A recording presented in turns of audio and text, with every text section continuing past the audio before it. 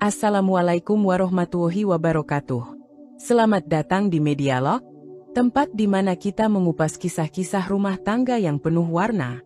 Jangan lupa untuk like, subscribe, dan nyalakan lonceng notifikasinya, supaya kamu nggak ketinggalan cerita-cerita menarik lainnya. Kalau kamu punya pengalaman atau kisah rumah tangga yang ingin dibagikan, tuliskan saja di kolom komentar. Siapa tahu, kisahmu bisa menginspirasi banyak orang. Sania adalah wanita mandiri yang telah terbiasa hidup sederhana, meskipun pada kenyataannya ia memiliki kekayaan yang besar.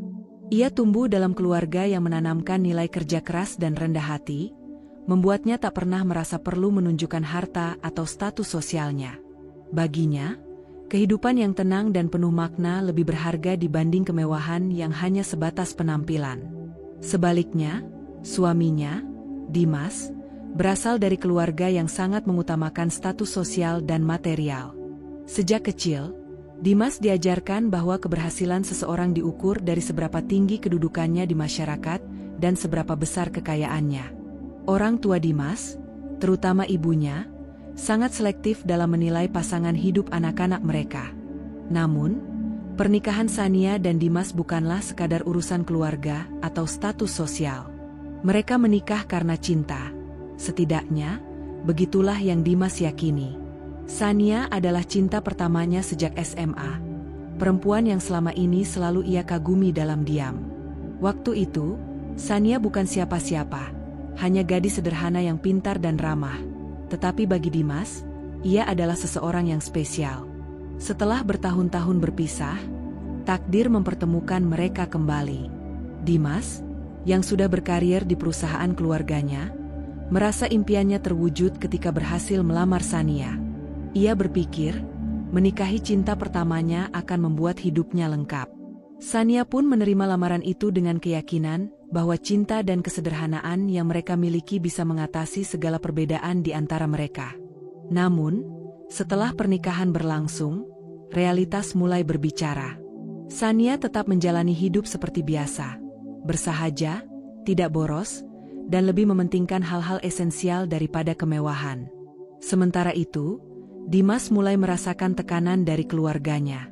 Ibunya sering bertanya mengapa Sania tidak tampil lebih mewah, seperti istri-istri dari rekan bisnis mereka. Dia kan punya banyak uang, kenapa masih berpakaian biasa saja? Komentar ibunya suatu kali. Dimas mulai merasa ada ketimpangan dalam pernikahan mereka. Ia mencintai Sania, tetapi ia juga ingin Sania menyesuaikan diri dengan lingkungannya. Ia ingin istrinya terlihat seperti seorang wanita kaya, seperti istri-istri koleganya yang berpenampilan glamor dan selalu menghadiri acara sosial kelas atas. Di sisi lain, Sania mulai melihat perubahan dalam diri Dimas. Laki-laki yang dulu mengaguminya apa adanya kini mulai menuntutnya untuk menjadi orang lain.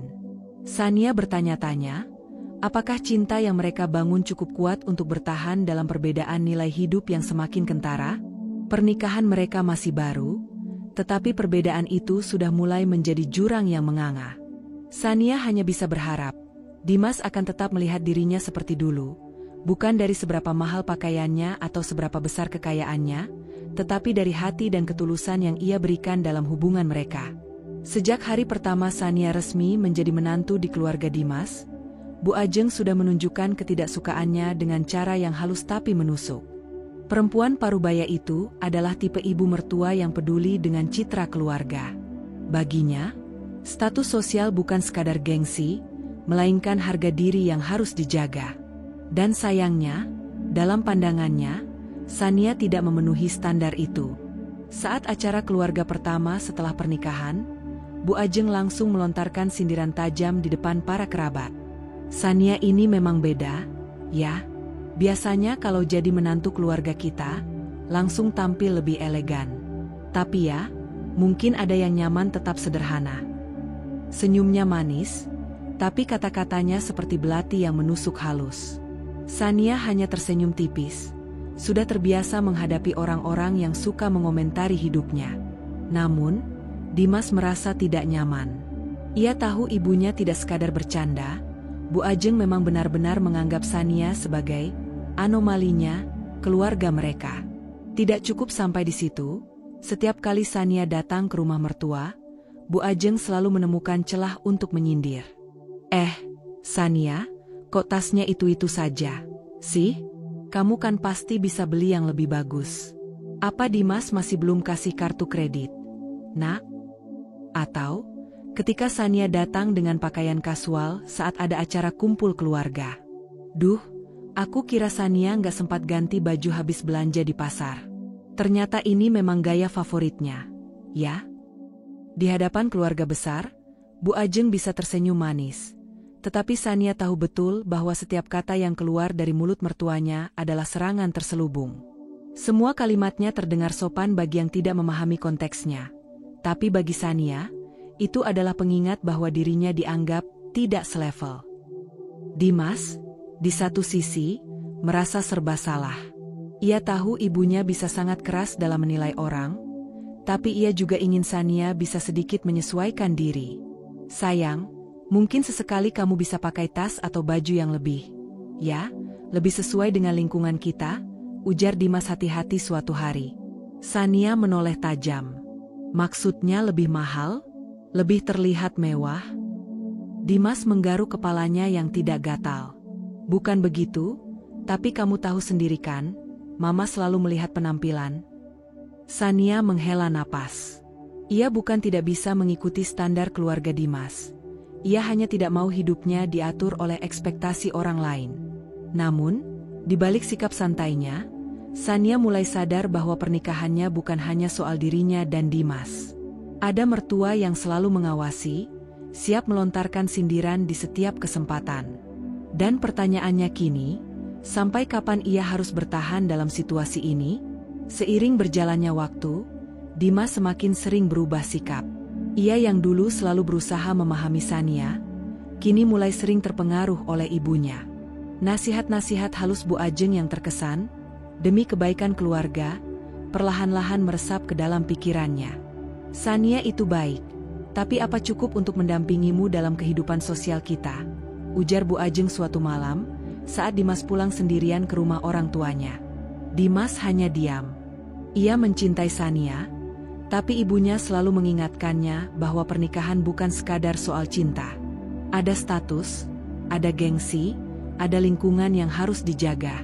Dan semakin sering ibunya berbicara, semakin ia merasa bahwa mungkin ibunya ada benarnya juga. Lalu muncullah dia, seorang wanita yang, menurut Bu Ajeng, lebih pantas menjadi pendamping Dimas. Namanya Nadine, anak seorang pengusaha kaya, cantik, anggun, dan selalu tampil dengan pakaian branded dari kepala hingga kaki. Nadine sering terlihat di acara sosial dan bisnis, dan entah bagaimana, ia mulai sering bertemu dengan Dimas dalam berbagai kesempatan. Awalnya, hanya sekadar perkenalan. Lalu, Nadine mulai menunjukkan ketertarikannya. Aku selalu suka pria yang punya visi besar seperti kamu, Dimas, ujarnya suatu kali, dengan senyum yang manis tapi penuh makna. Dimas yang awalnya menganggap pertemuan mereka biasa saja, perlahan mulai goyah. Nadine adalah sosok yang sempurna di mata keluarganya. Dan berbeda dengan Sania, ia tahu cara bermain di dunia sosialita. Perubahan Dimas pun semakin terlihat. Ia mulai sering pulang terlambat, lebih sibuk dengan acara-acara bisnis, dan semakin menjaga jarak dari Sania. Jika dulu ia selalu bercerita tentang hari-harinya, kini ponselnya lebih sering berada di genggaman, dengan notifikasi yang langsung dimatikan begitu Sania mendekat. Sania bukan wanita bodoh. Ia bisa merasakan ada yang tidak beres. Suatu malam, saat Dimas pulang lebih larut dari biasanya, Sania menunggu di ruang tamu. Begitu suaminya masuk, ia langsung bertanya dengan nada datar, "Kamu dari mana?" Dimas terdiam sejenak, lalu menjawab dengan santai, "Meeting." Sania menatapnya dalam-dalam. "Meeting sampai jam 2 pagi. Dimas mengalihkan pandangan. "Iya. Urusan kerja, San. Kamu jangan mulai curiga yang aneh-aneh." Tapi bagi Sania, itu bukan sekadar kecurigaan. Itu adalah firasat, dan firasat seorang istri hampir selalu benar. Di balik layar, Bu Ajeng semakin mendorong Dimas untuk mempertimbangkan pilihan lain. Kamu pikirkan baik-baik, Mas, ujarnya dengan nada lembut tapi menusuk. Sania orang baik, tapi kalau dia nggak bisa mengangkat nama keluarga kita, apa kamu yakin ingin bertahan? Dan tanpa sepengetahuan Sania, Dimas semakin larut dalam hubungan terlarangnya. Nadine ada di sana, selalu tersenyum, selalu siap menjadi pendengar yang baik, dan yang lebih penting, selalu bisa membuat Dimas merasa seperti pria sukses yang diidamkan banyak wanita. Pengkhianatan itu belum terang-terangan. Tapi lambat laun, benang-benang kepercayaan yang dulu kuat antara Sania dan Dimas mulai terurai, satu persatu. Dan pertanyaannya kini bukan lagi apakah Sania akan mengetahuinya, tapi kapan. Dimas semakin tenggelam dalam dunia yang berbeda dari yang pernah ia jalani bersama Sania.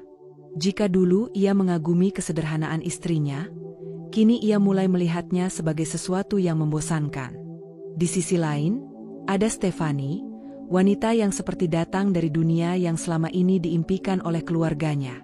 Stefani adalah gambaran sempurna menantu idaman bagi Bu Ajeng. Ia selalu berpenampilan glamour, dengan dress dari brand ternama, tas berharga ratusan juta, dan sepatu yang hanya bisa dimiliki oleh segelintir orang di dunia ini. Setiap sudut kehidupannya terdokumentasi rapi di Instagram, penuh dengan unggahan saat ia menghadiri pesta eksklusif, menikmati liburan di destinasi mahal, atau sekadar brunch di restoran mewah. Lihat ini, Mas, Stefani tuh contoh wanita berkelas, ujar Bu Ajeng sambil menunjukkan Instagram Stefani kepada Dimas. Bayangkan kalau dia yang jadi istrimu, pasti nama keluarga kita makin terangkat. Dimas hanya menatap layar ponselnya, memperhatikan foto-foto Stefani yang tampak begitu sempurna. Berbeda dengan Sania yang lebih memilih menghindari sorotan, Stefani justru menikmatinya. Awalnya, Dimas hanya bertemu Stefani dalam acara bisnis, tentu atas skenario Bu Ajeng. Namun, lama-kelamaan, pertemuan itu berubah menjadi kebiasaan. Stefani tidak hanya menarik secara fisik, tetapi juga penuh pujian untuk Dimas. Kamu itu pria sukses, Dim. Kamu pantas dapat yang terbaik, ucapnya suatu malam saat mereka makan malam berdua di restoran rooftop mewah. Aku nggak habis pikir kenapa kamu masih bertahan dengan istri yang, ya, kamu tahu sendiri. Dimas tidak langsung menanggapi, tapi dalam hatinya, ada benih keraguan yang mulai tumbuh. Stefani adalah simbol kehidupan yang selama ini diimpikan ibunya. Bersamanya, Dimas merasa lebih dihargai, lebih diakui sebagai pria sukses yang pantas mendapatkan segalanya. Sementara itu, Sania mulai merasakan perubahan yang semakin mencolok. Dimas semakin sering keluar rumah dengan alasan urusan pekerjaan. Ponselnya selalu berada dalam mode senyap, dan setiap kali ia tersenyum di depan layar, Sania tahu bahwa itu bukan pesan darinya. Sania mencoba bersikap tenang, tapi di dalam hatinya, ada rasa sakit yang tidak bisa dihindari. Suatu malam, saat Dimas tertidur, Sania dengan hati-hati mengambil ponselnya. Dengan tangan gemetar, ia membuka notifikasi yang selama ini disembunyikan Dimas. Dan di sanalah ia melihatnya, pesan-pesan dari Stefani, penuh dengan kata-kata manja dan panggilan sayang yang seharusnya hanya ia dengar dari suaminya. Dunia Sania seakan runtuh saat itu juga. Dimas telah memilih jalannya. Pertanyaannya kini, apa yang akan Sania lakukan? Sejak Stefani masuk dalam kehidupan Dimas, sikap Bu Ajeng semakin terang-terangan menunjukkan ketidaksukaannya pada Sania. Jika sebelumnya hanya sekadar sindiran halus, kini berubah menjadi penghakiman yang lebih kasar dan menyakitkan. Setiap kali Sania berkunjung ke rumah mertua, suasananya selalu terasa berat. Ia tahu dirinya tidak diterima, tapi kali ini, ketidaknyamanan itu semakin nyata. Kamu tuh ngapain aja di rumah? Masa nggak bisa? Ngurus rumah nggak becus? Suami sibuk kerja, istrinya malah santai-santai aja. Suara Bu Ajeng menusuk saat mereka sedang duduk di ruang tamu. Sania menegakkan punggungnya, berusaha tetap tenang. Saya mengurus semuanya, Bu. Saya tetap bekerja, tapi saya juga pastikan rumah rapi, makanan tersedia, dan kebutuhan Dimas terpenuhi. Bu Ajeng mendengus. Halah, kalau cuma sekadar gitu, semua orang juga bisa. Pantas aja Dimas mulai malas pulang, kalau rumahnya nggak nyaman. Sania tertegun. Itu lebih dari sekadar sindiran, itu tuduhan. Tak berhenti di situ, setiap kesalahan kecil yang terjadi selalu diarahkan padanya. Suatu hari, ada proyek bisnis Dimas yang mengalami kemunduran. Tidak butuh waktu lama bagi Bu Ajeng untuk menyalahkan Sania. Sejak menikah sama kamu, Dimas itu banyak dapat cobaan. Usaha mulai menurun, rekan bisnis jadi ragu. Apa kamu nggak sadar? Kamu tuh bawa sial, Sania. Kata-kata itu menampar harga diri Sania. Ia memandang Dimas, berharap suaminya akan membelanya. Tapi yang didapatnya hanya kebisuan. Dimas duduk diam, tidak membantah, tidak membela. Tatapannya kosong, seolah mengiyakan semua yang dikatakan ibunya. Sania merasakan dadanya sesak. Jadi, sekarang saya juga dianggap penyebab kegagalan Dimas? Suaranya bergetar, menahan marah dan sakit hati. Bu Ajeng tersenyum puas. Ya iyalah, sejak kamu masuk ke keluarga ini, banyak hal berubah. Dan bukan ke arah yang lebih baik. Sania mengepalkan tangannya di bawah meja. Amarah mulai mendidih, tapi ia menahannya. Ia tidak mau memberikan Bu Ajeng kepuasan melihatnya hancur. Namun, hal yang lebih menyakitkan terjadi kemudian. Saat itu, tanpa sengaja, Sania mendengar percakapan antara Dimas dan ibunya di ruang kerja. Mas, sudah waktunya kamu berpikir untuk masa depan. Suara Bu Ajeng terdengar serius. Sania itu bukan istri yang pantas buat kamu. Dia tidak selevel dengan kita. Hening sesaat sebelum suara Dimas terdengar, lebih lemah dari biasanya. Tapi, Ma, aku sudah menikah dengannya. Dan itu kesalahan. Lihat Stefani, Mas. Dia lebih cocok dengan kamu. Cantik, pintar, tahu cara membawa diri. Kamu tahu sendiri, kan, apa yang terbaik buat keluarga kita. Sania menutup mulutnya, menahan isak yang nyaris keluar. Dadanya bergemuruh. Jadi selama ini, bukan hanya perselingkuhan, Dimas juga dipersiapkan untuk benar-benar meninggalkannya. Ia melangkah mundur, tanpa ingin mendengar lebih lanjut. Air mata menggenang di matanya, tapi bukan karena kelemahan, melainkan karena amarah yang semakin membara. Jika selama ini ia memilih diam dan bertahan, mungkin sekarang waktunya untuk mengambil langkah yang berbeda. Langkah yang akan mengguncang mereka semua. Rumah itu pernah menjadi tempat Sania menemukan kebahagiaan. Pernah. Tapi tidak lagi. Hari ini, rumah itu menjadi saksi atas sebuah pengkhianatan yang tak bisa diampuni. Ia berdiri di tengah ruang tamu, dikelilingi oleh suasana dingin dan penuh ketidakadilan. Di depannya, Bu Ajeng duduk dengan ekspresi puas, sementara Dimas berdiri dengan wajah datar, tanpa sedikit pun rasa bersalah. Kami sudah mengambil keputusan. Suara Bu Ajeng terdengar tegas. Kami ingin kamu pergi dari rumah ini. Sania menatap wanita itu dalam diam. Ia tidak terkejut, tidak pula panik. Ia hanya menunggu kelanjutan dari sandiwara ini. Kami sudah cukup bersabar. Sania, lanjut Bu Ajeng, nadanya semakin tajam. Dimas butuh istri yang lebih pantas untuknya. Bukan wanita seperti kamu yang hanya membawa kesialan. Kesialan? Sania nyaris tertawa mendengar tuduhan itu. Apa mereka lupa siapa yang selama ini menopang Dimas secara diam-diam? Siapa yang membantu saat bisnis Dimas sedang mengalami krisis?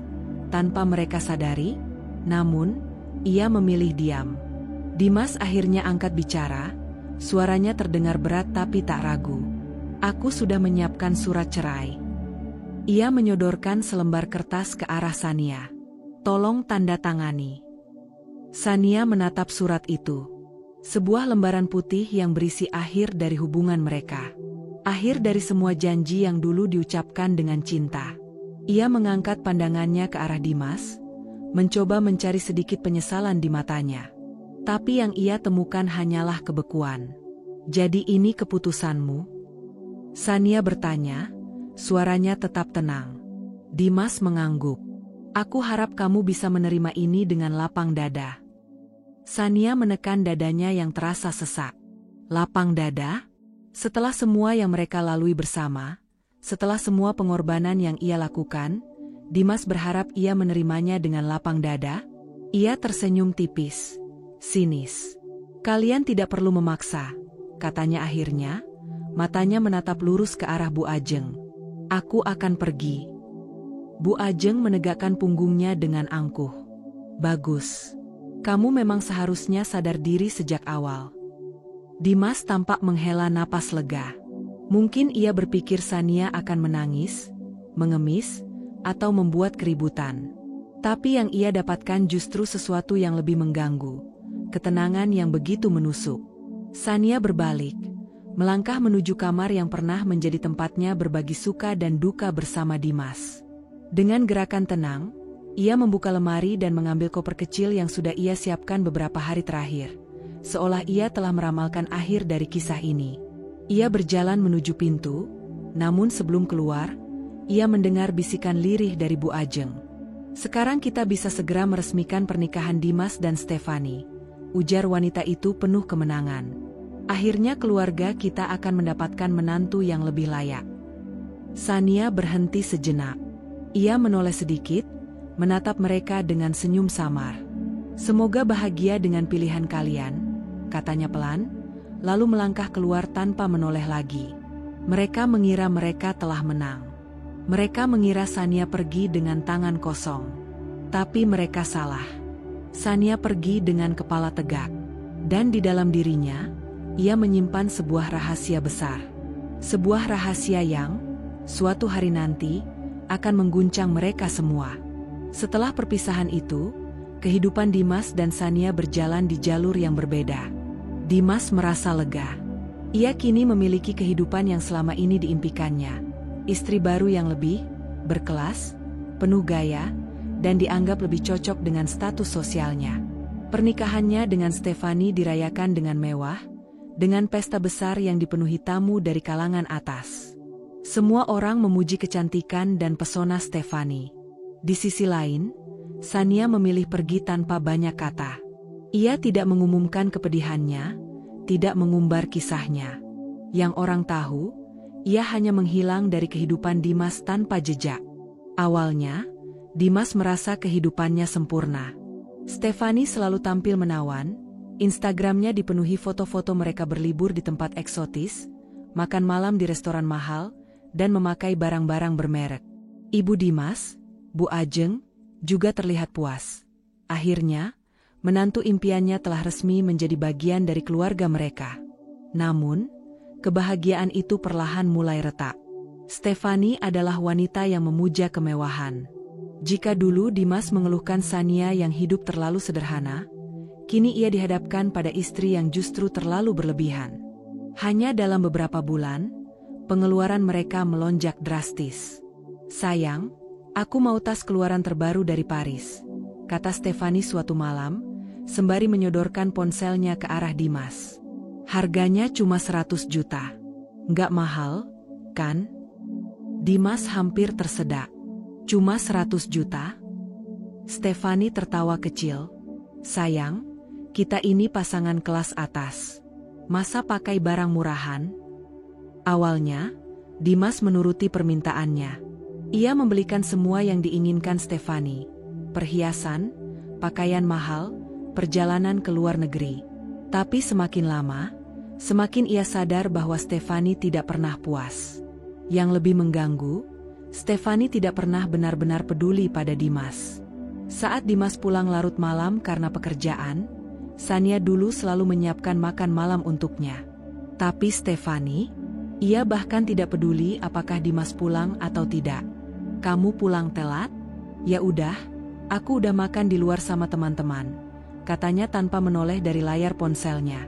Dimas mulai melihat sisi lain dari wanita yang dulu ia anggap sebagai pasangan sempurna. Stefani bukan hanya boros, ia juga manipulatif. Jika Dimas menolak membelikan sesuatu, Stefani akan merajuk, menangis, atau bahkan mengancam akan pergi.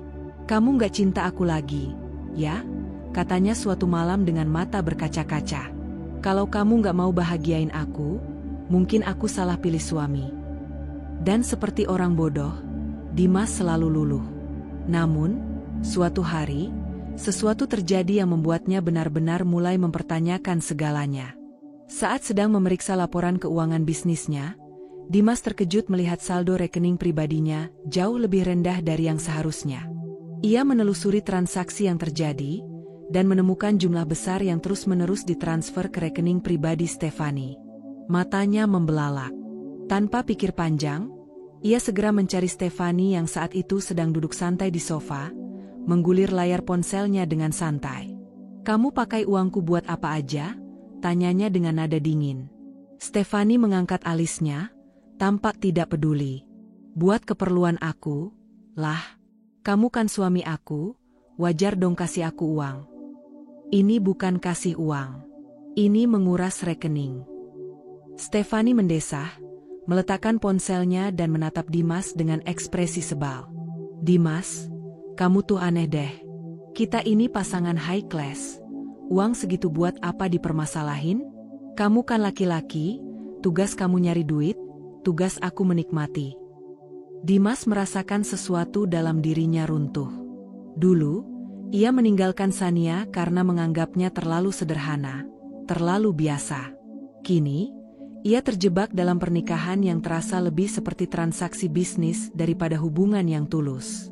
Ia mulai bertanya-tanya, apakah ia telah membuat kesalahan terbesar dalam hidupnya? Sementara itu, di tempat lain, Sania menjalani kehidupannya sendiri dengan tenang. Ia tidak pernah menghubungi Dimas, tidak pernah mencoba kembali ke masa lalu. Tapi jauh di dalam hatinya, ia tahu waktunya akan tiba. Karena rahasia yang ia simpan akan segera mengguncang kehidupan Dimas dan Bu Ajeng. Sementara Dimas mulai merasakan kepahitan dalam pernikahannya dengan Stefani, Sania melangkah semakin jauh dari bayang-bayang masa lalunya. Ia tidak lagi menjadi wanita yang diremehkan dan dipandang sebelah mata. Kini, ia adalah sosok yang berkuasa.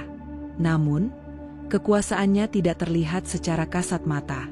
Ia memilih bergerak dalam diam, mengendalikan bisnis besar yang menjadi sumber penghasilan suami barunya, Mas Jaya, seorang pengusaha sukses yang namanya dihormati di dunia bisnis. Tidak ada yang tahu bahwa di balik layar, Sanialah yang menarik semua tali permainan. Dimas dan keluarganya mungkin mengira Sania sudah hilang dari kehidupan mereka, mengira ia pergi dengan tangan kosong.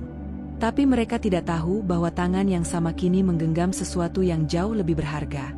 Kendali atas bisnis yang selama ini menopang gaya hidup mereka. Ya, bisnis yang selama ini menjadi pilar utama kekayaan keluarga Dimas dan Bu Ajeng, perlahan tapi pasti, mulai berputar di bawah kendali Sania.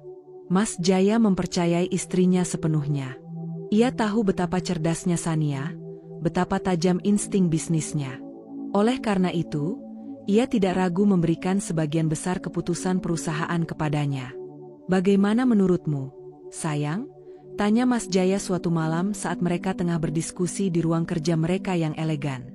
"Proyek ekspansi ini, kita lanjutkan atau kita tahan dulu?" Sania tersenyum tipis, menatap dokumen yang ada di tangannya. "Lanjutkan. Tapi dengan satu syarat." Mas Jaya menaikkan alisnya, menunggu. "Kita batalkan kontrak dengan perusahaan milik keluarga Dimas." Mas Jaya terdiam sejenak, lalu tersenyum mengerti. Ia tidak bertanya alasan Sania, karena ia tahu bahwa istrinya selalu punya alasan kuat di balik setiap keputusannya. "Baiklah," kata Mas Jaya akhirnya. "Besok kita hentikan kerja sama mereka." Sania menatap keluar jendela, menikmati pemandangan kota di bawahnya. Dimas mungkin belum menyadari apa yang akan terjadi. Tapi sebentar lagi, ia akan merasakan akibat dari perbuatannya sendiri. Sania tidak membalas dendam dengan cara murahan. Ia tidak perlu datang dengan kemarahan atau air mata. Ia hanya perlu satu hal, mengambil kembali apa yang seharusnya menjadi miliknya. Dan saat Dimas menyadari semuanya, sudah terlambat baginya untuk kembali. Dimas tidak pernah menyangka bahwa kehidupan barunya akan berubah menjadi mimpi buruk. Awalnya, pernikahannya dengan Stefani terasa seperti kemenangan besar. Ia merasa telah mendapatkan pasangan yang lebih sesuai dengan standar keluarganya. Ia merasa lebih hebat, lebih berkelas, lebih bergelimang kemewahan. Namun, perlahan-lahan, kenyataan mulai menunjukkan wajah aslinya. Stephanie, wanita yang ia nikahi dengan penuh kebanggaan, ternyata bukanlah sosok yang selama ini ia bayangkan. Dan yang lebih mengejutkan lagi, ia adalah mantan pegawai dari perusahaan yang dimiliki oleh Sania. Dimas sama sekali tidak tahu. Stephanie tidak pernah mengungkapkan masa lalunya di perusahaan tempat ia dulu bekerja. Ia hanya menyebut bahwa ia memiliki banyak koneksi, pernah bekerja di berbagai perusahaan besar, dan kini memilih fokus menikmati kehidupan mewah bersama Dimas. Namun, semua itu bukan kebetulan. Stephanie adalah bagian dari permainan catur yang telah Sania siapkan dengan sangat matang. Pada awalnya, Dimas masih merasa di puncak dunia. Usahanya tetap berjalan, uang mengalir seperti biasa, dan Stephanie terus tampil sebagai istri yang sempurna di mata sosialita. Namun, seiring berjalannya waktu, Dimas mulai merasakan tekanan yang tidak ia pahami. Salah satu klien terbesar perusahaannya tiba-tiba membatalkan kerjasama. Bank yang selama ini memberikan pinjaman usaha mulai memperketat kebijakan mereka terhadap bisnisnya. Supplier utama menaikkan harga bahan baku secara drastis, membuat biaya produksi melonjak tak terkendali. Dimas mulai panik. Apa yang terjadi? Tanyanya suatu malam, frustasi, sambil menatap laporan keuangan yang penuh dengan angka merah. Ia berusaha menghubungi beberapa kenalannya di dunia bisnis, mencari jawaban atas kemunduran yang terjadi begitu tiba-tiba. Namun, setiap kali ia mencari bantuan, ia selalu mendapatkan jawaban yang sama. Maaf, Dim. Aku nggak bisa bantu. Ini keputusan bisnis. Seolah-olah ada kekuatan besar yang diam-diam menghancurkan bisnisnya dari dalam. Sementara itu, di tempat lain, Sania mengamati semuanya dengan tenang. Ia tidak perlu mengotori tangannya sendiri. Ia hanya perlu menarik satu benang kecil, dan semuanya akan berjatuhan seperti efek domino. Dan bagian terbaiknya, Sania tidak bertindak sendirian. Stephanie, wanita yang kini menjadi istri Dimas, ternyata adalah alat paling efektif dalam permainan ini. Tanpa disadari oleh Dimas, Stephanie memiliki akses ke banyak informasi bisnisnya. Dengan kecerdasannya, ia secara perlahan tetapi pasti menyabotase usaha suaminya sendiri. Stephanie memainkan perannya dengan sempurna. Berpura-pura menjadi istri manja yang hanya peduli pada kemewahan, padahal di balik layar, ia adalah perpanjangan tangan Sania. Setiap informasi yang ia dapatkan, setiap keputusan bisnis yang Dimas buat, semuanya sampai ke telinga Sania. Dan dengan informasi itu, Sania tahu persis di mana harus menyerang. Beberapa bulan setelahnya, krisis yang dihadapi Dimas semakin memburuk. Ia mulai kehilangan lebih banyak klien, utang perusahaan semakin menumpuk, dan investasi yang ia tanamkan berujung gagal total. Sementara itu, Bu Ajeng, yang selama ini begitu bangga dengan status keluarganya, mulai merasakan dampaknya. Gaya hidup mereka yang mewah perlahan terasa semakin sulit dipertahankan. Kita harus cari solusi, teriak Bu Ajeng suatu malam, setelah mengetahui bahwa aset keluarga mereka mulai disita sebagai jaminan utang. Dimas, yang selama ini selalu mengandalkan ibunya, kini hanya bisa terduduk lemas. Namun, di tengah semua kekacauan itu, ada satu orang yang tampaknya tetap tenang. Stephanie. Saat Dimas dan Bu Ajeng mulai panik menghadapi kenyataan pahit, Stephanie hanya duduk santai, menikmati segelas wine, seolah-olah semuanya berjalan sesuai rencana. Dan sebenarnya, memang begitu. Karena ini bukan sekadar kebetulan. Ini adalah permainan yang sudah lama dirancang. Sebuah balas dendam yang dijalankan dengan sempurna. Sania tidak perlu menghancurkan Dimas dengan tangannya sendiri. Ia hanya perlu membuat Dimas menghancurkan dirinya sendiri. Dan kini, itu sudah terjadi. Dimas terduduk di ruang kerjanya yang semakin sunyi. Cahaya dari lampu gantung yang mewah terasa menyilaukan di tengah ruangan yang penuh dengan tumpukan dokumen keuangan yang berantakan. Dahinya berkerut, tangannya gemetar saat membaca angka-angka yang terus turun. Kerugian, utang, tagihan yang belum terbayar. Satu persatu, Sumber pendapatan perusahaannya menghilang seperti pasir yang terlepas dari genggaman. Mitra bisnisnya mundur satu persatu, investor mulai menarik dananya, dan proyek-proyek yang dulu menjanjikan kini terbengkalai tanpa ada kepastian. Dimas menutup wajahnya dengan kedua tangan. Bagaimana bisa semua ini terjadi begitu cepat? Di lantai atas, Bu Ajeng mondar-mandir di ruang tamu dengan wajah penuh kegelisahan. Sudah beberapa hari ini, hatinya tidak tenang. Perhiasan yang biasa ia kenakan dengan bangga mulai terlihat semakin jarang di tubuhnya. Beberapa di antaranya sudah ia gadaikan secara diam-diam untuk menutupi biaya hidup mereka yang semakin berat. Ia mencoba menghubungi beberapa teman sosialitanya, tetapi mereka semua mulai menjauh. Bu Ajeng, maaf ya, saya lagi sibuk. Oh, maaf, saya nggak bisa bantu. Alasan demi alasan terus bermunculan, dan itu semakin membuatnya panik. Dulu, ketika Sania masih menjadi menantu di rumah ini, ia tidak pernah mengalami hal seperti ini. Dulu, semua kebutuhan rumah tangga tercukupi tanpa perlu berpikir panjang. Dulu, uang selalu ada, dan kehidupan mewah terasa seperti sesuatu yang wajar. Tapi sekarang, semuanya berubah. Bu Ajeng menggigit bibirnya. Apakah ini akibat membuang Sania? Tidak, tidak mungkin. Sania hanyalah perempuan biasa, tidak mungkin ia memiliki pengaruh sebesar ini. Namun, semakin ia mencoba meyakinkan dirinya sendiri, semakin nyata kenyataan menghantamnya. Di sisi lain, Stefani tidak lagi seceria dulu. Wajahnya yang selalu tersenyum penuh pesona kini, tampak lebih sering kesal dan cemberut. Dimas, kapan kamu mau cari solusi?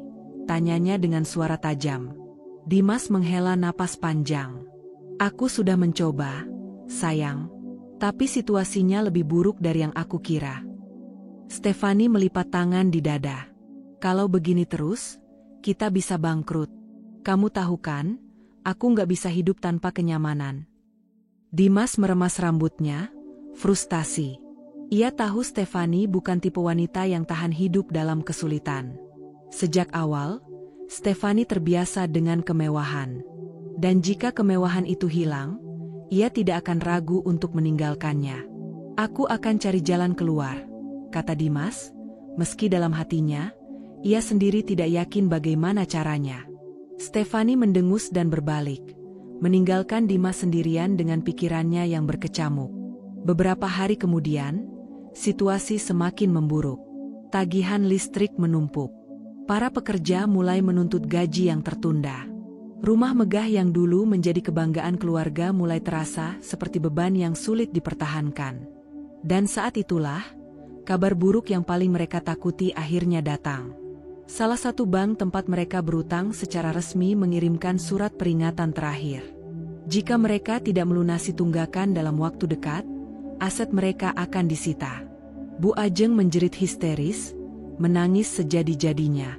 Tidak, ini tidak mungkin. Kita keluarga terhormat. Kita tidak bisa jatuh seperti ini. Dimas hanya diam, wajahnya pucat pasi. Ia tahu, ini adalah akhirnya.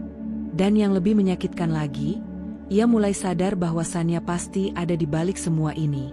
Ia tidak punya bukti, tapi entah mengapa, ia merasakan kehadirannya di setiap kemalangan yang terjadi. Sania tidak perlu muncul. Ia tidak perlu membalas dendam dengan kata-kata kasar atau tindakan terbuka. Cukup dengan satu persatu menarik benang-benang yang menopang hidupnya, dan kini, semuanya runtuh dengan sendirinya. Dimas merasakan kepanikan luar biasa. Ia menyesal. Tapi sayangnya, penyesalan selalu datang terlambat. Dan kali ini, sudah tidak ada lagi jalan untuk kembali. Dimas terduduk di dalam mobilnya, tangannya mencengkeram setir dengan gemetar. Matanya masih terpaku pada layar ponselnya yang menampilkan informasi yang baru saja ia temukan, informasi yang membuat dunianya terasa runtuh. Sania, wanita yang dulu ia remehkan, ia ceraikan, dan ia usir dari kehidupannya, ternyata adalah pemilik dari perusahaan yang selama ini menjadi sumber penghasilannya. Dan lebih parahnya lagi, Stefani, istri yang ia anggap sebagai pengganti sempurna bagi Sania, adalah mantan pegawai dari perusahaan itu. Dimas menggeleng-gelengkan kepala, berharap ini semua hanya kesalahan. Tapi tidak. Nama Sania tertulis jelas dalam dokumen kepemilikan perusahaan. Semua koneksi yang dulu mendukung bisnisnya, semua relasi yang kini menjauhinya, semuanya mengarah pada satu sosok. Sania telah mengendalikannya dari balik layar. Dimas menutup mata, mengingat bagaimana dulu ia dengan mudahnya melepas Sania hanya karena bujuk rayu ibunya dan pesona Stefani. Ia mengingat saat ia menceraikan Sania dengan penuh keyakinan, merasa bahwa ia telah mengambil keputusan terbaik dalam hidupnya. Sekarang, ia kehilangan semuanya. Bu Ajeng terduduk di sofa dengan wajah yang tidak lagi menyeratkan kesombongan. Wajahnya kusut, rambutnya yang dulu selalu tertata rapi kini tampak berantakan, dan kantung matanya menghitam akibat kurang tidur. Apa yang harus kita lakukan, Dimas? Suaranya bergetar. Untuk pertama kalinya, nada tinggi dan nyinyirnya hilang. Ia benar-benar panik. Kita nggak bisa terus seperti ini. Kita harus bicara dengan Sania.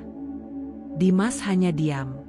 Bu Ajeng menelan ludah, berusaha menyusun pikirannya. Ia benci mengakui kenyataan ini, tetapi Sania adalah satu-satunya orang yang bisa menyelamatkan mereka. Wanita yang dulu ia hina habis-habisan. Wanita yang ia usir dari rumah dengan penuh kebanggaan. Wanita yang ia anggap sebagai pembawa sial. Sekarang, justru wanita itulah yang memegang kendali atas kehidupan mereka. Dengan berat hati, Bu Ajeng akhirnya berkata, "Dimas, kita harus menemui Sania. Kita harus meminta maaf dan meminta bantuannya." Dimas menatap ibunya, matanya penuh dengan keterpurukan. Selama ini, ia selalu mengikuti keinginan ibunya, percaya bahwa Bu Ajeng tahu apa yang terbaik. Tapi sekarang mereka sama-sama terjebak dalam kehancuran yang mereka buat sendiri. Dimas dan Bu Ajeng akhirnya berangkat ke sebuah gedung perkantoran yang megah. Gedung yang dulunya terasa tidak ada kaitannya dengan mereka, tapi kini menjadi pusat dari semua yang terjadi dalam hidup mereka. Mereka memasuki lobi dengan penuh keraguan. "Sania pasti masih punya hati," kata Bu Ajeng, mencoba meyakinkan diri sendiri. "Dia pasti mau membantu kita." Namun, dalam hati kecilnya, ada ketakutan yang semakin besar. Bagaimana jika Sania menolak? Beberapa saat kemudian, mereka akhirnya diperbolehkan masuk ke dalam ruang pertemuan. Sania duduk di balik meja besar, mengenakan blazer hitam yang membuatnya terlihat semakin berwibawa. Matanya menatap mereka dengan ekspresi datar, nyaris tanpa emosi. Untuk pertama kalinya, Dimas merasa dirinya benar-benar kecil di hadapan mantan istrinya.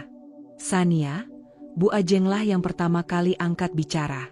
Suaranya lirih, jauh berbeda dari nada sombongnya dulu. "Kami datang untuk meminta maaf." Sania tidak langsung merespons. Ia hanya menatap mereka berdua, membiarkan keheningan menyiksa mereka. Dimas menundukkan kepala, suaranya serak saat akhirnya berbicara. Aku sudah tahu semuanya, Sania.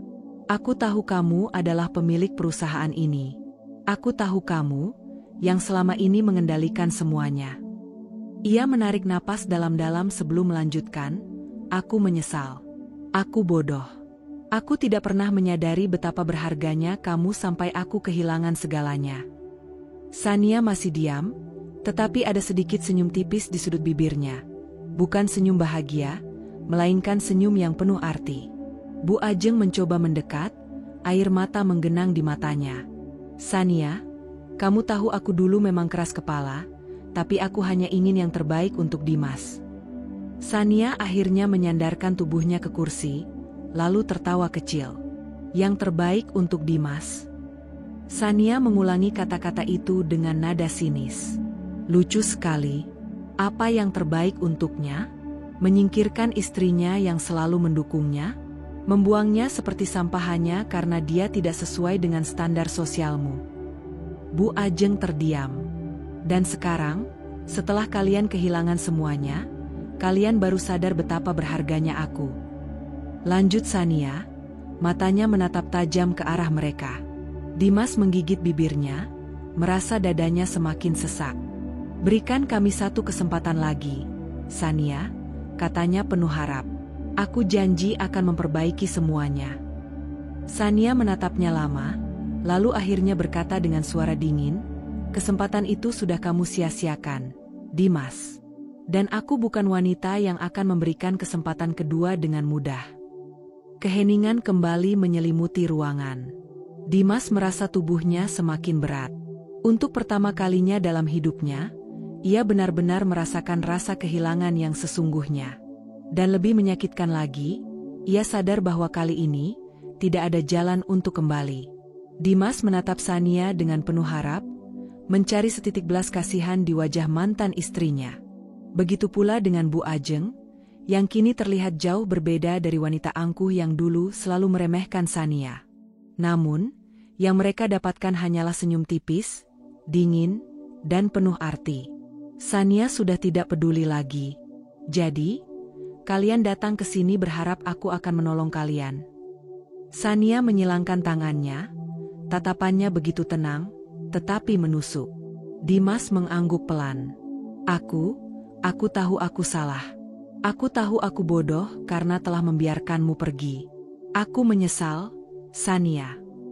Sania hanya mengangkat alis, seolah mendengar lelucon yang membosankan. Bu Ajeng, yang kini tampak lebih tua dari sebelumnya, mencoba berbicara, suaranya bergetar. Sania, bagaimanapun juga, dulu kamu bagian dari keluarga ini. Kita mungkin pernah berselisih paham, tapi kita tetap keluarga. Sania tertawa kecil, tetapi nadanya penuh ejekan. Keluarga? Ia mengulang kata itu dengan nada skeptis. Menarik sekali. Sejak kapan aku dianggap sebagai keluarga oleh kalian? Bu Ajeng tercekat. Sania melanjutkan, suaranya tetap tenang namun syarat dengan ketegasan. Dulu, aku dihina. Aku diremehkan. Aku dicampakkan begitu saja. Aku dianggap tidak pantas, tidak sekelas, tidak cukup baik untuk menjadi bagian dari keluarga kalian. Ia menatap Bu Ajeng dengan tajam. Saat aku menangis dalam kesendirian, apakah kalian peduli? Saat aku diusir tanpa tempat untuk kembali, apakah kalian menyesal? Ruangan itu terasa semakin dingin. Dimas menunduk, hatinya seperti diremas-remas. Ia tidak bisa membantah. Semua yang Sania katakan adalah kenyataan yang dulu ia abaikan. Sania bersandar ke kursinya, tangannya dengan santai mengetuk meja kayu mahal di depannya. Dimas, dulu kamu memilih membuangku demi wanita lain. Kamu pikir dia lebih baik, lebih pantas, lebih sempurna. Dan sekarang, saat semuanya runtuh, kamu datang kembali dengan wajah penuh penyesalan, berharap aku akan menerimamu begitu saja. Dimas terdiam. Sania menyeringai, kali ini dengan ekspresi benar-benar tanpa emosi. Sayang sekali, aku bukan lagi wanita yang dulu bisa kau permainkan. Bu Ajeng mencoba tersenyum memohon. Sania, kita bisa memperbaiki semuanya. Kita bisa kembali seperti dulu. Sania menggeleng pelan. Tidak, Bu Ajeng. Tidak ada yang bisa kembali seperti dulu. Tidak ada yang perlu diperbaiki. Aku sudah selesai dengan kalian. Dimas merasa dadanya semakin sesak. Sania, tolong, berikan aku satu kesempatan saja. Sania berdiri, merapikan blazer hitamnya, lalu berjalan perlahan mendekati Dimas. Ia menatapnya dalam-dalam sebelum berbisik, kesempatan itu sudah kamu sia-siakan. Senyumnya tetap di sana, senyum dingin yang menunjukkan betapa ia sudah tidak lagi peduli. Dimas hanya bisa menatap kepergian Sania, sementara hatinya terasa benar-benar hancur. Kali ini, ia benar-benar kehilangan wanita yang seharusnya tidak pernah ia lepaskan. Dan itu adalah penyesalan yang tidak akan pernah bisa ia perbaiki. Sania melangkah keluar dari ruang pertemuan dengan kepala tegak, meninggalkan Dimas dan Bu Ajeng yang masih terpaku di tempat mereka duduk. Tak ada lagi perasaan marah, dendam, atau bahkan belas kasihan di hatinya. Mereka bukan lagi bagian dari hidupnya. Saat ia berjalan melewati koridor kantor yang elegan, para pegawai yang mengenalnya segera memberi salam dengan penuh hormat.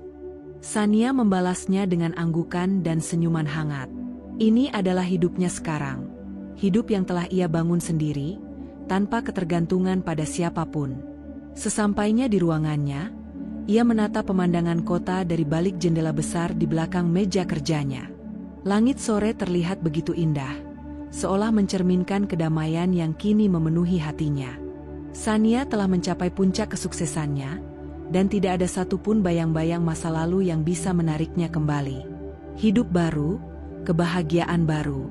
Sejak perceraiannya dengan Dimas, hidup Sania justru semakin berkembang pesat.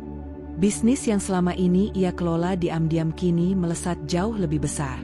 Berbagai proyek dan investasi yang ia jalankan terus menghasilkan keuntungan besar, membuatnya semakin dihormati di dunia bisnis. Namun, lebih dari sekadar harta dan pencapaian, yang paling berharga bagi Sania adalah kedamaian batin yang kini ia miliki. Dulu, ia selalu berusaha keras untuk diterima dalam keluarga Dimas. Ia rela menahan sakit hati, menerima perlakuan tidak adil, dan terus berusaha membuktikan dirinya. Namun, kini ia sadar, ia tidak perlu pembuktian kepada siapapun. Di sisinya, Mas Jaya, suami barunya, memberinya cinta dan dukungan yang tulus. Berbeda dengan Dimas yang dulu lebih peduli pada status sosial dan gengsi, Mas Jaya adalah pria yang sederhana tetapi penuh kasih. Ia mencintai Sania bukan karena penampilannya, bukan karena hartanya, tetapi karena dirinya yang sesungguhnya. Hari-hari Sania kini diisi dengan kebahagiaan sederhana yang dulu tidak pernah ia rasakan. Sarapan pagi bersama Mas Jaya di teras rumah, menghabiskan akhir pekan dengan perjalanan santai tanpa harus berpura-pura menjadi orang lain, dan yang paling penting, hidup tanpa tekanan dari mertua yang selalu ingin mengontrolnya. Ia bebas. Bayangan masa lalu yang terpuruk. Sementara itu, di sisi lain kota, Dimas tenggelam dalam keterpurukannya. Setelah Sania benar-benar menutup pintu untuknya, kehidupan Dimas berubah drastis. Bisnisnya yang dulu stabil kini berada di ambang kehancuran. Stefani, yang dulu tampak sempurna di matanya, kini menunjukkan warna aslinya, egois, boros, dan hanya peduli pada kesenangan pribadi. Keuangan mereka semakin menipis, sementara Stefani tetap menjalani gaya hidup mewah, tanpa peduli dari mana uangnya berasal. Dimas yang dulu begitu percaya diri kini kehilangan arah. Semua orang yang dulu menjilatnya kini menjauh, tidak ada yang mau membantu karena mereka tahu bahwa Dimas bukan siapa-siapa lagi. Bu Ajeng pun semakin terpuruk. Kehidupan glamornya hancur dalam sekejap. Ia yang dulu begitu bangga dengan status sosialnya kini, harus menelan kenyataan pahit, bahwa dirinya tidak lebih dari seorang wanita tua yang ditinggalkan oleh lingkaran sosialnya. Mereka baru menyadari sesuatu yang seharusnya sudah jelas sejak dulu. Mereka telah kehilangan satu-satunya orang yang benar-benar tulus dalam hidup mereka, Sania. Tetapi sayangnya, penyesalan selalu datang terlambat. Sania yang baru, masa depan yang cerah. Suatu malam, saat Sania sedang menikmati teh hangat di balkon rumahnya, Mas Jaya datang dan duduk di sampingnya. "Kamu kelihatan tenang," katanya sambil tersenyum. Sania mengangguk. "Aku merasa damai. Ini pertama kalinya dalam hidupku aku benar-benar merasa bebas." Mas Jaya menggenggam tangannya erat. "Kamu berhak mendapatkan ini semua, sayang. Kamu sudah melalui banyak hal, dan aku bangga padamu." Sania tersenyum, menatap bintang-bintang yang bersinar terang di langit malam. Dulu, ia mungkin pernah berharap agar masa lalunya bisa berubah. Tetapi kini, ia bersyukur atas semua yang telah terjadi, karena itu semua telah membawanya ke tempat yang lebih baik. Ia tidak lagi menoleh ke belakang. Hidupnya sekarang adalah tentang masa depan, tentang kebahagiaan yang ia ciptakan sendiri, dan tentang cinta yang akhirnya ia temukan, tanpa harus mengorbankan dirinya sendiri. Dan yang paling penting, ia telah membuktikan bahwa ia tidak membutuhkan siapapun untuk bahagia. Dimas duduk termenung di ruang tamu apartemen kecil yang kini ia tinggali bersama Stefani. Dulu, ia terbiasa tinggal di rumah mewah dengan layanan dari para asisten rumah tangga. Kini, ia harus menerima kenyataan bahwa kemewahan itu hanyalah kenangan. Apartemennya sempit, berantakan, dan terasa begitu sunyi. Stefani, yang dulu selalu tampak glamor dan manis, kini lebih sering mengabaikannya. Perempuan itu duduk di sofa, matanya terpaku pada layar ponsel, menggulir media sosial tanpa memperdulikan keberadaan suaminya. "Apa kita bisa bicara?" tanya Dimas pelan, mencoba mencari perhatian. Stefani mendengus tanpa mengalihkan pandangan dari layar. "Bicara soal apa? Gimana caranya kamu bisa dapat uang lagi?" Dimas terdiam. Dulu, Stefani adalah wanita yang ia kira akan membawanya ke kehidupan yang lebih baik. Sekarang, ia baru menyadari bahwa perempuan ini hanya peduli pada satu hal, harta. Saat mereka masih memiliki uang, Stefani selalu manja, penuh kasih, dan tampak sempurna. Tapi setelah bisnis Dimas mulai runtuh, sikapnya berubah drastis. Ia tidak lagi menghormati Dimas sebagai suaminya, sering marah-marah, dan bahkan beberapa kali menghilang tanpa kabar, pulang larut malam dengan alasan yang tidak jelas. Dimas tahu ada sesuatu yang tidak beres, tapi ia sudah terlalu lelah untuk memperdebatkannya. Ia hanya bisa menatap ponselnya, melihat nomor Sania yang masih tersimpan di kontaknya. Namun, ia tahu, tidak ada gunanya lagi menghubungi mantan istrinya. Sania sudah tidak peduli lagi. Bu Ajeng yang terbuang. Sementara itu, di rumah tua yang dulu megah, Bu Ajeng mengalami nasib yang tidak jauh lebih baik. Ia duduk di ruang makan yang kini terasa kosong dan suram. Meja besar yang dulu selalu dipenuhi hidangan mewah kini, hanya memiliki satu piring berisi nasi dan lauk sederhana. Tidak ada lagi jamuan makan besar. Tidak ada lagi tamu sosialita yang datang untuk bergosip. Tidak ada lagi gengsi yang bisa ia pamerkan. Dulu, saat keluarga mereka masih berjaya, Bu Ajeng selalu memastikan bahwa mereka hanya bergaul dengan orang-orang dari kalangan atas. Ia memilih menantu seperti memilih perhiasan, harus berkilau, harus bisa meningkatkan status sosial keluarga mereka. Dan itulah alasan utama ia menyingkirkan Sania. Tetapi kini, ia duduk seorang diri, mengenang betapa bodohnya keputusan itu. Sania, yang dulu ia hina habis-habisan, ternyata adalah kunci keberhasilan keluarga mereka. Bukan hanya karena hartanya, tetapi juga karena ketulusan dan kerja kerasnya yang membuat bisnis keluarga mereka bertahan begitu lama. Setelah Sania pergi, segalanya mulai runtuh. Bisnis yang tadinya stabil perlahan mengalami krisis. Keputusan investasi yang buruk, manajemen yang kacau, dan strategi yang salah membuat perusahaan Dimas mengalami kerugian besar.